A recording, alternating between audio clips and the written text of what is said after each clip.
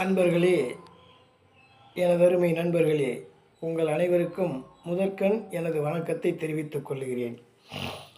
இன்றைய நாள் 57வது நாள், 57வது குறள். குறளை கூறுவதற்கு முன்னால் ஒரு சிறு உரை. திருக்குறள் என்பது, திரு என்றால் அழகிய என்று ஒரு பொருள் உண்டு, மற்றும் சிறப்புமிக்க என்று ஒரு பொருள் உண்டு, புகழ்மிக்க என்ற ஒரு பொருள் உண்டு. இப்படி அத்தனைக்குமே ஒரு பொதுவான ஒரு பெயர் தான் திரு என்பது. அதனை தலைப்பாக வைத்து திருக்குறள் என்று இதற்கு பெயர் வைத்திருக்கிறார்கள். ஏனெனில் அத்தனை சிறப்புகளுமே இந்த குறளில் உள்ளது. அதனால்தான் இதனை திருக்குறள் என்று கூறுகிறார்கள்.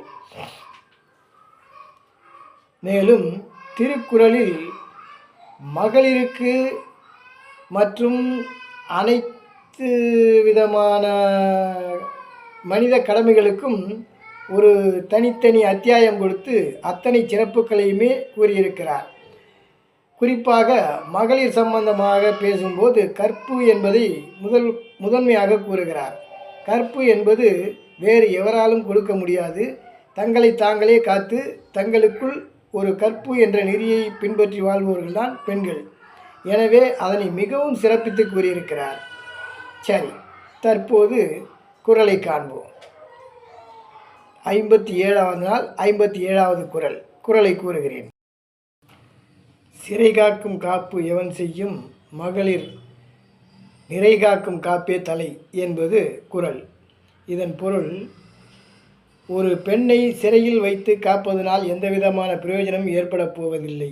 ஏனெனில் அவள் தனக்குத்தானே கற்பு என்ற ஒரு போர்வை வைத்து கொண்டு தன்னை பாதுகாத்து கொள்ளுகிறாள். அதுவே மிகச்சிறந்ததாகும் என்று கூறுகிறார் வள்ளுவர்.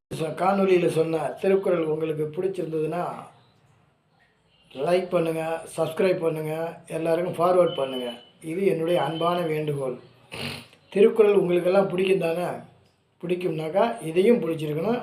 கண்டிப்பாக லைக் பண்ணுங்கள், சப்ஸ்கிரைப் பண்ணுங்கள், ஃபார்வர்ட் பண்ணுங்கள். ரொம்ப நன்றி.